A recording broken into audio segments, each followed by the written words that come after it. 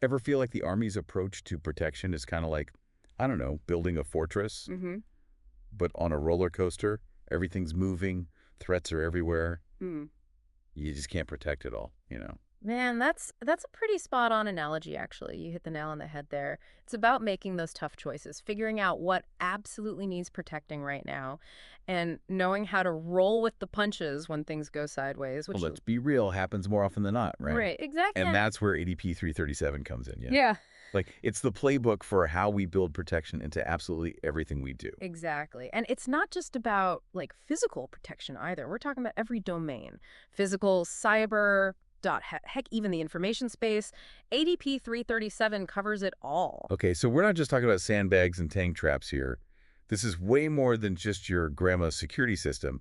This is about a completely different way of thinking about risk, right? Mm, Making sure we can actually get the mission done. 100%. So for today's deep dive, we're going to really dig into the core of ADP 337. And trust me, there's some seriously important stuff in here, even if you think you know this doctrine backward and forwards. Oh, I think some folks might be surprised. ADP 337, it really puts a lot of weight on like thinking ahead, being proactive, and adaptability. It's Huge. like that saying, the best defense is a good offense, right? Exactly. Yep, yeah. Exactly. You got to be one step ahead, anticipating what the enemy is going to do, shutting down their options before they even know they have them. Okay, I like it. So how do we actually do that? Where do we even start? Okay, so it all starts with the Army's operations process. Picture it like a cycle, always turning. You plan, you prepare, you execute, then you assess how it all went.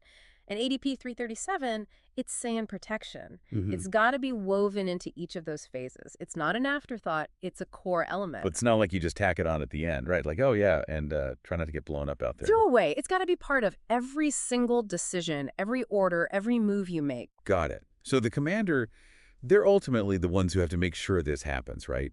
It's their vision that sets the tone. 100%. They're like the architect of the whole thing, right? They got to see the big picture, understand what's happening, where, then figure out how protection fits in, how it lets everyone else do what they got to do. But they can't protect everything, right? I mean, Mm. let's be realistic. Resources are limited. Mm-hmm. Can't exactly put a tank division around every foxhole. How do they even begin to prioritize? Well, that's where things get really interesting. ADP 337, it talks about this idea of acceptable risk. See, commanders, they're always balancing two things, getting the mission done and making sure their people are as safe as possible. They got to figure out how much risk they can stomach to achieve the objective. Because let's face it, some risk. That's just unavoidable, part of the job. You can't stop every threat, but you can do your best to prepare for them. Make good decisions with the info you've got. Exactly. And to make those good decisions, they got to really get what threats they're facing, the hazards, the weak spots. They need to know what they're up against. And that's where this whole know your enemy thing goes from a saying to like mission critical, right? Because you can't Yeah. exactly plan a defense if you don't know what you're defending against. Exactly. You got to know what you're up against. And that's where ADP 337 brings in this idea of a protection working group. Remember we were talking about bunkers earlier? Yeah, like a high-tech brain center for all things protection. Sometimes it feels that way.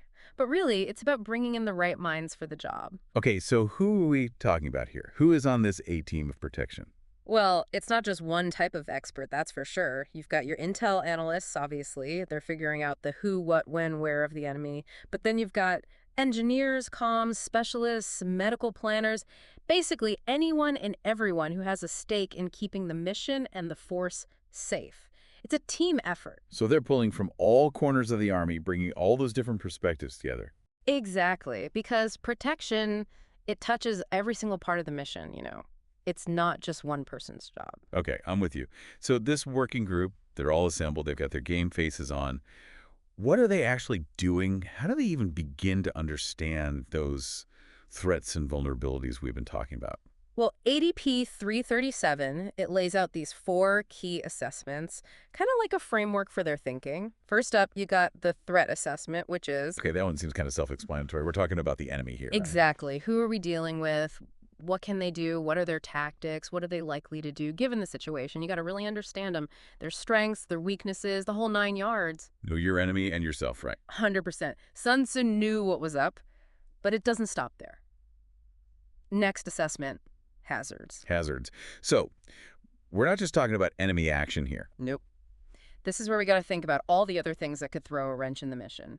Natural disasters, accidents, disease outbreaks, even something as simple as, like, bad weather can totally derail things. Right, like that old saying, fog of war, but in this case, it's fog of literally just fog. Yeah, exactly. Murphy's Law and all that. So it's about thinking broadly about risk. Anything that could disrupt the mission, put people in danger, it's all on the table here. Yeah. And to really figure out how those threats and hazards could affect things, we move on to the criticality assessment. Okay, so now we're figuring out which assets are the VIPs of the mission, right? What absolutely cannot be messed with. Bingo.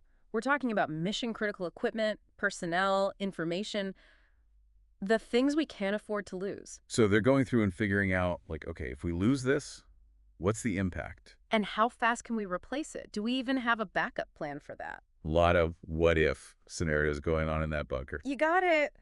Always got to be thinking a few steps ahead. And all that feeds into the final assessment, vulnerability.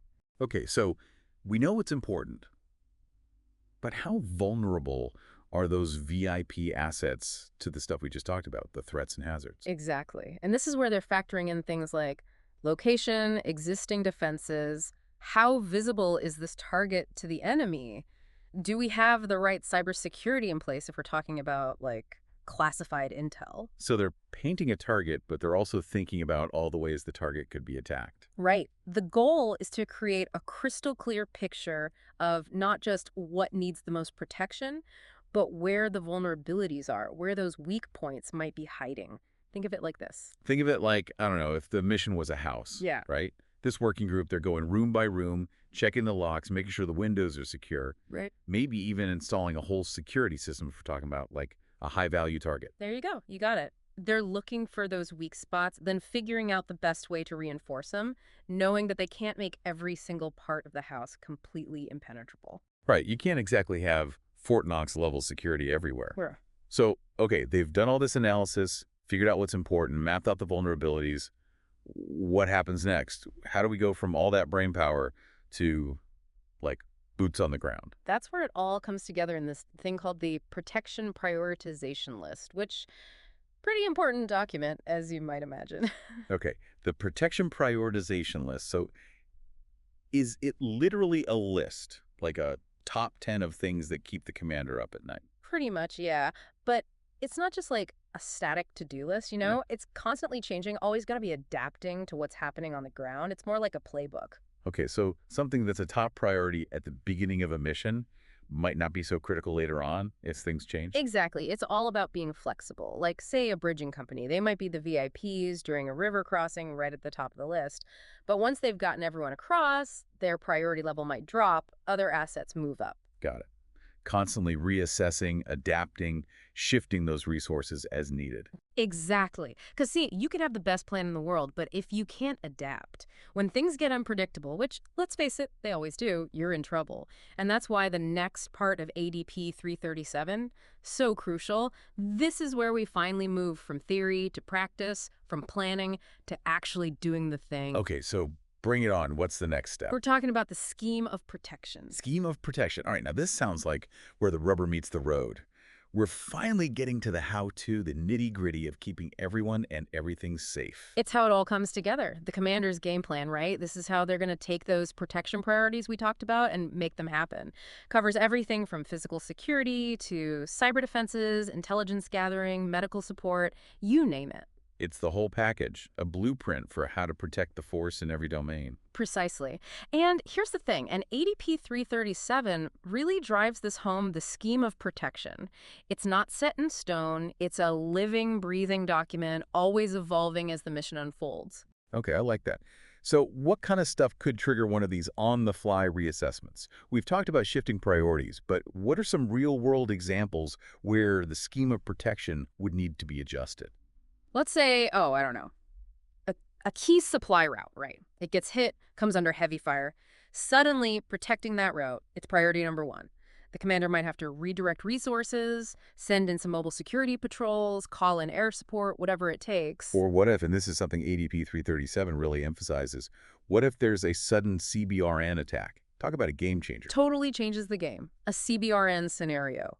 Priorities shift dramatically. Decontamination, evac, Setting up safe zones, those become critical. The scheme of protection, it gives the commander the framework to make those decisions under pressure, rapidly redeploy assets and personnel to address that specific threat. It's like having a game plan for when the game goes totally off the rails. That's a great way to put it. And that's why ADP 337, it puts so much emphasis on training, rehearsals, building adaptable leaders at all levels, because when those bullets start flying, you don't have time to be flipping through the manual. You got to know your stuff, trust your instincts, be able to make life or death decisions in the heat of the moment. Which brings us to, I think, the final piece of this whole puzzle. Assessment. Because it's not just about what happens during the mission, it's what we learn from it, right? Right. Assessment, it isn't just tacked on at the end. It's got to be happening throughout the entire operation. ADP 337 talks about using something called measures of effectiveness and measures of performance. Basically, how do we track if our protection measures are actually working? Are we actually doing what we set out to do? Exactly. And are we getting the results we want? What are the gaps, the weak points, so we can learn from those mistakes and do it better next time? So it's a cycle. We plan, we prepare, we execute, we assess. Then we take those lessons learned, go back to the drawing board and do it all again, but better. And that's what's so great about ADP 337, right? It's not just a list of rules, it's a mindset. Thinking about protection like it's built into everything we do at every single level. It's about making protection everybody's responsibility, right? Where everyone knows their part, how they contribute to managing risk and getting the mission done. Couldn't have said it better myself. So, for everyone listening out there, think about your next mission, next deployment, even your next training exercise. What are your top 3 protection priorities? And how would you adapt if the situation suddenly went south? ADP 337, it gives you the tools, the framework, but it's up to each and every one of you to use them. To own it, make sure you and your soldiers come home safe.